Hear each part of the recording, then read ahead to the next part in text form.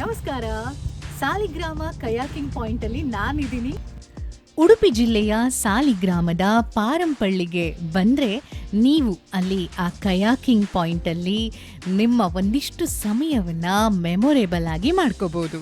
ಹೌದು, ಸೀತಾ ನದಿಯ ಬ್ಯಾಕ್ ವಾಟರ್ನಿಂದ ಸುಮಾರು 8 ಕಿಲೋಮೀಟರ್ ಉದ್ದದಷ್ಟು ವಿಸ್ತೀರ್ಣದಲ್ಲಿ ಆ ವ್ಯಾಪ್ತಿಯಲ್ಲಿ ನೀವು ಮಾಡಬಹುದಾದಂತಹ ಈ ಕಯಾಕಿಂಗ್ ನಿಮ್ಮನ್ನು ಮ್ಯಾಂಗ್ರೋವ್ ಫಾರೆಸ್ಟ್ಗಳ ಒಳಗಡೆ ಕರ್ಕೊಂಡು ಹೋಗುತ್ತೆ. ಸಂಜೆ ಹೊತ್ತಿಗೆ ಅಥವಾ ಬೆಳಗಿನ ಹೊತ್ತಿಗೆ ನೀವೇನಾದರೂ ಇಲ್ಲಿಗೆ ಹೋಗೋದನ್ನು ಆಯ್ಕೆ ಮಾಡಿದ್ರೆ ಅಲ್ಲಿನ ಬಿಸಿಲು ನಿಮ್ಮನ್ನು ಹೆಚ್ಚು ಕಾಡೋದಿಲ್ಲ. ಹಾಗೆ ನಿಮ್ಮ ಖುಷಿಯ ಕ್ಷಣಗಳನ್ನು ಡಿಫ್ರೆಂಟಾಗಿ ಅನುಭವಿಸ್ಬೋದು. ಹಾಗೆ ಇದು ಬೆಳಿಗ್ಗೆ 7 ಗಂಟೆಯಿಂದ ಶುರುವಾಗಿ ರಾತ್ರಿ 7 ಗಂಟೆಗೆ ಮುಗಿಯುತ್ತೆ. ಈ ಯಾನದಲ್ಲಿ ನಿಮಗೆ ತಂಗಾಳಿಯ ಜೊತೆಗೆ ಹಕ್ಕಿಗಳ ಚಿಲಿಪಿಲಿ ಗಾನವನ್ನು ಕೇಳುವಂತಹ ಅವಕಾಶ ಕೂಡ ಇದೆ.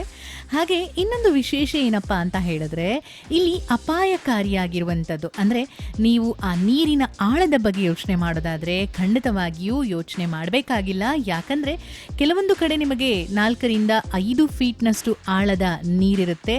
ಬಿಟ್ಟರೆ ಬೇರೆಲ್ಲ ಕಡೆಯಲ್ಲೂ ಕೂಡ ನೀವು ಕೆಳಗೆ ಇಳಿದು ನೋಡುವುದಾದರೆ ಅಷ್ಟು ಆಳ ಇರೋದಿಲ್ಲ. ಇದು ಒಂದು ರೀತಿಯಲ್ಲಿ ಸೇಫ್ ಅಂತ ಹೇಳಬಹುದು. ಆ್ಯಂಡ್ ಲೈಫ್ ಜಾಕೆಟ್ ಕೂಡ ಇರುತ್ತೆ. ಹಾಗಾಗಿ ನೀವು ಹೆದರ್ಕೊಳ್ಬೇಕಾದಂಥ ಅವಶ್ಯಕತೆ ಕೂಡ ಇರೋದಿಲ್ಲ. ಆ್ಯಂಡ್ ನಾನು ಹೋಗಿದ್ದು ಸಂಜೆ ಹೊತ್ತಿಗೆ. ಸಂಜೆಯ ಸಮಯದಲ್ಲಿ ಅಲ್ಲಿ ಹೋಗುವಂತಹ ಆ ಖುಷಿನೇ ಬೇರೆ ರೀತಿಯದ್ದು ಅಂತ ಹೇಳ್ಬೋದು. ಹಾಗೆ ನಿಮಗೆ ನೀರಿನ ಒಂದು ಸೆಳೆತ ಏನು ಆ ಟೈಮಿಗೆ ಸರಿಯಾಗಿ ಅಡ್ಜಸ್ಟ್ ಮಾಡ್ಕೊಂಡು ಹೋಗಬೇಕಾಗತ್ತೆ. ಆ್ಯಂಡ್ ಕೆಲವೊಂದು ಟೈಮಲ್ಲಿ ಹೋದರೆ ನಿಮಗೆ ಆ ಒಂದು ಎಂಜಾಯ್ಮೆಂಟ್ ಸಿಗೋದಿಲ್ಲ. ಆ ಟೈಡನ್ನು ನೋಡಿಕೊಂಡು ಹೋಗಬೇಕು ಅಂತ ಹೇಳ್ತಾರೆ. ಹಾಗೆ ನೀವು ಅದಕ್ಕೋಸ್ಕರ ಫೋನ್ ಮಾಡಿ ಆ ಒಂದು ಪ್ಲ್ಯಾನಿಂಗ್ ಎಲ್ಲ ಮಾಡಿ ಹೋದರೆ ಬಹಳ ಒಳ್ಳೆಯದು ಅಂತ.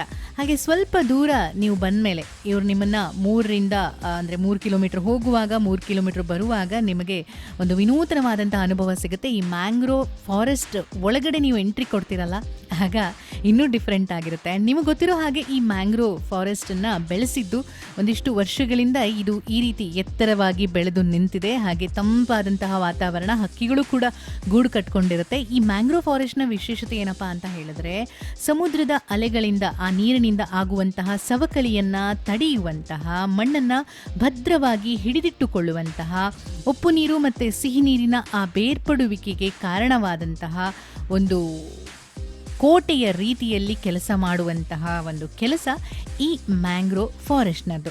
ಹಾಗೆ ಇತ್ತೀಚೆಗೆ ಬಹಳಷ್ಟು ಕಡೆಯಲ್ಲಿ ಈ ಮ್ಯಾಂಗ್ರೋವ್ ಫಾರೆಸ್ಟ್ನ ಡೆವಲಪ್ ಮಾಡ್ತಾ ಇದ್ದಾರೆ. ಇದರಿಂದಾಗಿ ಇವುಗಳು ನ್ಯಾಚುರಲ್ ಬ್ಯಾರಿಯರ್ಸ್ ಆಗಿ ಬಹಳಷ್ಟು ಕಡೆಯಲ್ಲಿ ಕೆಲಸ ಮಾಡ್ತಾ ಇದ್ದಾವೆ.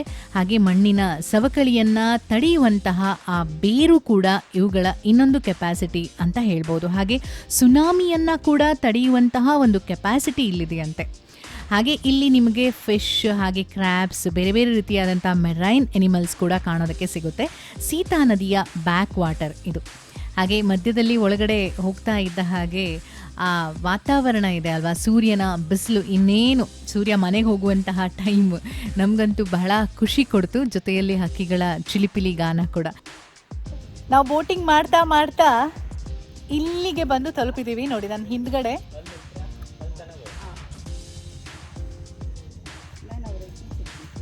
ಸುತ್ತಮುತ್ತ ಎಲ್ಲ ಕಾಣ್ಲಾ ಫಾರೆಸ್ಟ್. ಸೂರ್ಯನ ಕಿರಣ ಆ ಕಡೆಯಿಂದ ಈ ಕಡೆಗೆ ಪಾಸ್ ಆಗ್ತಾ ಇದೆ. ಸಂಜೆ ಸೂರ್ಯ ಮನೆಗೆ ಹೋಗೋ ಟೈಮ್. ನೀವೇನಾದರೂ ಉಡುಪಿ ಜಿಲ್ಲೆಗೆ ಬಂದರೆ ಅಥವಾ ನೀವು ಉಡುಪಿ ಜಿಲ್ಲೆಯವರಾಗಿದ್ದರೆ ಖಂಡಿತವಾಗಿಯೂ ವಿಸಿಟ್ ಮಾಡಲೇಬೇಕಾದಂತಹ ಒಂದು ಪ್ಲೇಸ್ ಅಂತಂದರೆ ಈ ಕಯಾಕಿಂಗ್ ಪಾಯಿಂಟ್. ಮಧ್ಯದಲ್ಲಿ ಹೀಗೆ ಹೋದ ತಕ್ಷಣ ಒಂದು ನಡುಗುಡ್ಡೆಯಂತಹ ವಾತಾವರಣ ಸಿಗುತ್ತೆ. ಅಲ್ಲಿವರೆಗೂ ನಿಮಗೆ ಒಂದು ದೋಣಿಯಲ್ಲಿ ಹೋಗುವಂತಹ ಅಥವಾ ಬೋಟಲ್ಲಿ ಹೋಗುವಂತಹ ಒಂದು ಅವಕಾಶ. ಬೇರೆ ಕಡೆಯಿಂದ ಬಂದವರಿಗಂತೂ ಈ ರೀತಿಯಾದಂಥ ವಾತಾವರಣ ತುಂಬ ಡಿಫ್ರೆಂಟ್ ಅನಿಸ್ಬೋದು. ಕೆಲವೊಂದು ಕಡೆಯಲ್ಲಿ ಟೂರಿಸಮ್ ವಿಷಯದಲ್ಲಿ ನೀವು ನೋಡೋದಾದರೆ ಕೇರಳದಲ್ಲಿ ಹೋದಾಗ ಇರ್ಬೋದು ಅಥವಾ ಬೇರೆ ಕಡೆಯಲ್ಲಿ ಈ ರೀತಿಯಾದಂಥ ಕಯಾಕಿಂಗ್ನ ಅನುಭವವನ್ನು ನೀವು ಪಡ್ಕೊಂಡಿರ್ಬೋದು. ಆದರೆ ಇಲ್ಲಿನ ಒಂದು ಕಯಾಕಿಂಗ್ ಅನುಭವವನ್ನು ಒಮ್ಮೆಯಾದರೂ ನೀವು ಬಂದು ನೋಡಲೇಬೇಕು. ಆಗಲೇ ನಿಮಗೆ ಅಲ್ಲಿನ ಅನುಭವ ಹೇಗಿರುತ್ತೆ ಅಂತ ಅನುಭವಿಸಿ ಗೊತ್ತಾಗುತ್ತೆ.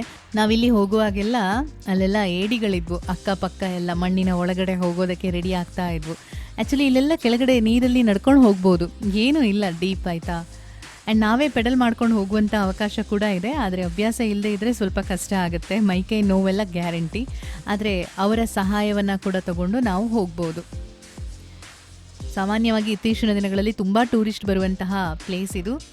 ಹಾಗೆ ಸರ್ಕಾರದ ಒಂದು ಯಾವುದೇ ಸಹಾಯ ಇಲ್ಲದೆ ಒಂದಿಷ್ಟು ಫಂಡ್ನ ಸಹಾಯದಿಂದ ಕಟ್ಟಿದಂತಹ ಈ ಒಂದು ಕಯಾಕಿಂಗ್ನ ವ್ಯವಸ್ಥೆ ಅನ್ನುವಂಥದ್ದು ಇವತ್ತು ಎಷ್ಟೋ ಜನ ಪ್ರವಾಸಿಗರಿಗೆ ಉಡುಪಿ ಜಿಲ್ಲೆಯಲ್ಲಿ ಒಂದು ಸುಂದರವಾದಂತಹ ಸ್ಥಳದ ಒಂದು ವೀಕ್ಷಣೆಗೆ ಅವಕಾಶ ಮಾಡಿಕೊಟ್ಟಿದೆ ಅಂತ ಹೇಳ್ಬೋದು. ನೀವು ಕೂಡ ಈ ಬ್ಯೂಟಿಫುಲ್ ಜಾಗಕ್ಕೆ ಹೋದರೆ ನಿಮಗಲ್ಲಿ ಕಯಾಕಿಂಗ್ನ ಮಾಡಬಹುದು.